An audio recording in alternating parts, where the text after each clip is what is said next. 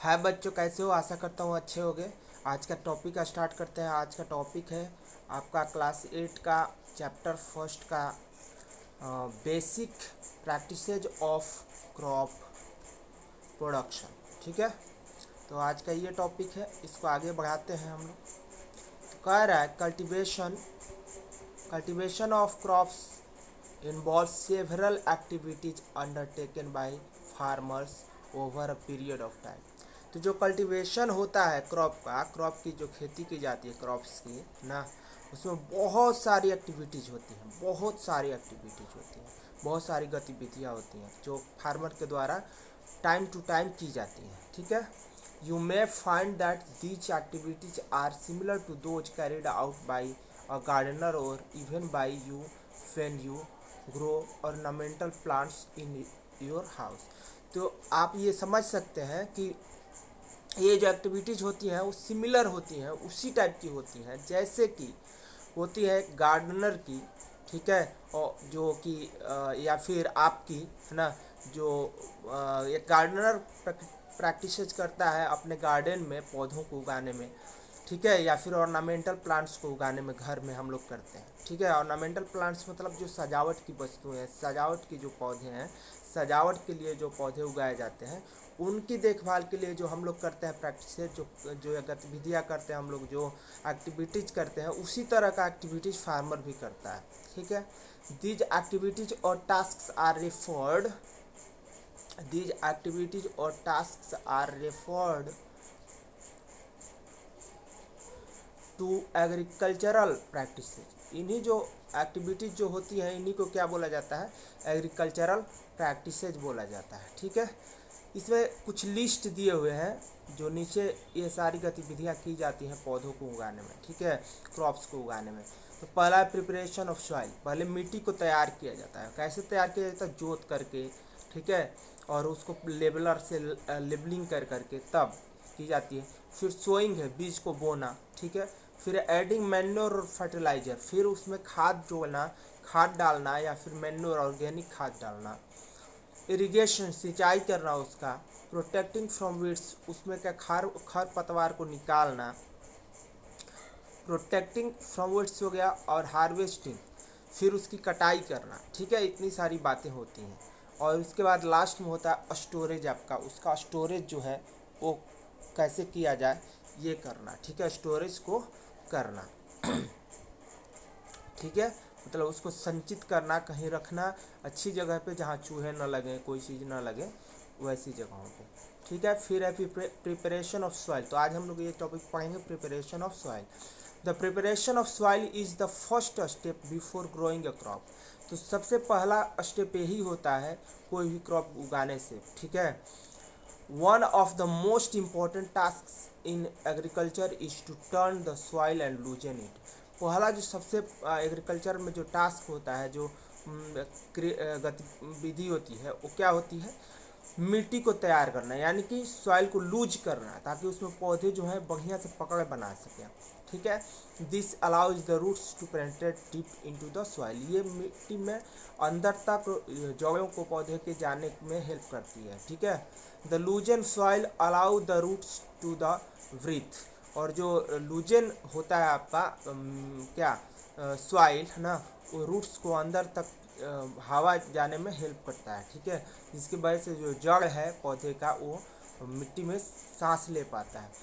Y does the loosening of soil allow the roots to breathe easily. ठीक है, वही बात है। इतनी बात समझ में आ गई होगी, आगे बढ़ जाते हैं। कह रहा है कि the loosen soil helps in the warmth of growth of earthworm and microbes present in the soil. तो जो लूजेंड सॉइल होता है, जो आपका मिट्टी होता है जो कि लूज किया हुआ होता है, वो हेल्प करता है ग्रोथ में अर्थवर्म्स को। अर्थवर्म मतलब आप समझते होंगे, जो होता है आपका केचुआ है ना, तो उसके ग्रोथ में। और माइक्रोब मतलब कि जो छोटे छोटे कीड़े मकोड़े होते हैं, उनके मतलब कि विकास में भी ये हेल्प करता है, ग्रोथ में, वृद्धि में उनके हेल्प करता है। The organism are friend of the farmer. जो ऑर्गेनिज्म होते हैं, छोटे जीव होते हैं, वो जनरली क्या होते हैं? इनके किसान के हेल्पर होते हैं, ठीक है। Since they further turn and लूजन the soil, और जब एक बार मिट्टी की जुताई हो जाती है सॉइल की, ठीक है, तो उसके बाद फिर वही जो है मिट्टी को लूज करते हैं ना, उसमें रहते हैं जड़ में और आपके मिट्टी में, और उसको उलटते पलटते रहते हैं, और ह्यूमस लास्ट में दे जाते हैं जब वो मर जाते हैं, ठीक है। या फिर वो कोई डेड पौधा उसमें पड़ गया तो उसको डिकम्पोज करके ह्यूमस बनाते हैं, ठीक है। अगला, you have learned in the previous classes, आप पिछली क्लासेज में पढ़ चुके होंगे कि जो सॉइल होती है वो मिनरल्स रखती है अपने अंदर, वाटर, एयर, ठीक है, सम ऑफ लिविंग ऑर्गेनिज्म भी रखती है। मतलब कि जो मिट्टी होती है उसमें लिविंग ऑर्गेनिज्म होते हैं, आपके हवा होती है, पानी होता है, साथ ही साथ मिनरल्स होते हैं, ठीक है। इन एडिशन, इसके अलावे dead plants and animals gate decomposed by soil organism, और जो मिट्टी में ऑर्गेनिज्म होते हैं, छोटे छोटे माइक्रोब होते हैं, उनके द्वारा जो डेड प्लांट और डेड एनिमल होते हैं उनको भी डिकम्पोज करके ह्यूमस बना दिया जाता है, ठीक है। और लास्ट में जो डेड प्लांट डेड ऑर्गेनिज्म है वो भी आपके ह्यूमस बन जाते हैं। इस तरह से न्यूट्रिशन बहुत मिलता है, न्यूट्रिएंट्स जो है वो बहुत सारे मिलते हैं किसको, पौधे को, ठीक है, और उसको पौधा जो है वो ऑब्जर्व कर लेता है, ठीक है। इतनी बात समझ में आई। Since only a few centimetres of the top layer of the supports plant growth, तो चूँकि ओनली फ्यू सेंटीमीटर ही जो है मिट्टी का पहला जो लेयर होता है वो होता है जो प्लांट की ग्रोथ को, प्लांट के जो वृद्धि है उसको सपोर्ट करता है, उसको मतलब कि हेल्प करता है, ठीक है। Turning and loosening of the soil brings the nutrients rich soil to the top so that plants can use these nutrients, ठीक है। और जो टर्निंग है और लूजनिंग जो है सॉइल का, वो न्यूट्रिएंट्स रिच सॉइल जो है उसको टॉप से पूरे पौधे में बना देता है, मतलब पूरा जितना तक पौधा जाता है उतना तक, मान लीजिए यहाँ टॉप में ह्यूमस है आपका, ठीक है, और इसको आप जोत दिए खेत को तो ये पूरा यहाँ तक पहुँच गया, ठीक है। तो ये क्या कह रहा है यहाँ पढ़ लेते हैं, कह रहा है कि turning and loosening of the soil bring the nutrient rich soil to the top so that plants can use this nutrients, ठीक है। तो यही बात है, ठीक है। आगे बढ़ते हैं। 10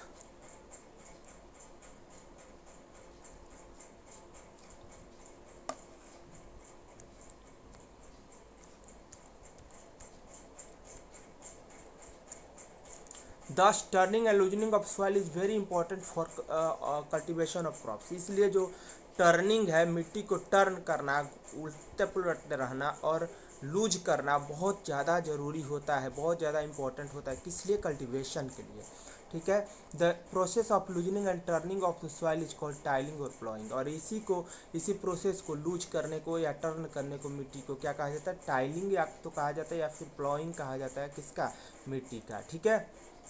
this is done by using plough, और ये जो है किस तरह से किया जाता है, तो प्लॉ को, हल को उपयोग में करके। Ploughs are made of wood और आयरन, और प्लॉज जो होते हैं वो किस चीज़ से बने होते हैं, या तो आयरन से मिलकर बने होते हैं या फिर आपके वो लकड़ी के बने होते हैं। If the soil is very dry it may need watering before the ploughing, अगर मिट्टी जो है ज़्यादा सूखी है तो पहले आपको उसको पानी देना होगा, उसके बाद फिर प्लॉइंग करना होगा, ठीक है, ठीक है।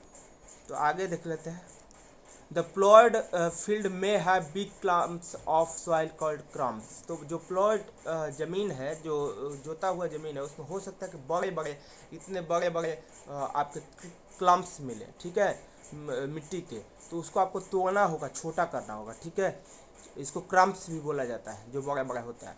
It is necessary to break these crumbs, और ये ज़रूरी होता है कि जो क्रम्स हैं उनको तोड़ के छोटा किया जाए।